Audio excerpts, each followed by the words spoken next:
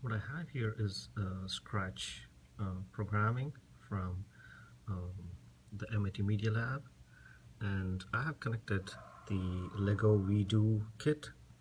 So once I installed an extension using the more blocks, um, I have access to run the Lego WeDo motors that's um, as part of the Lego education kit, and I have a few motor blocks.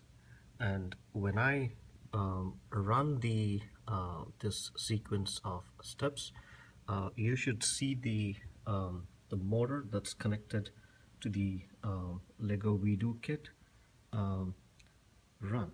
So that's what you're going to see. So let's take a look at what's going to happen when I run this set of blocks. Okay, so I clicked on that. Now you see it is running in a sequence of a series of steps. So there you go.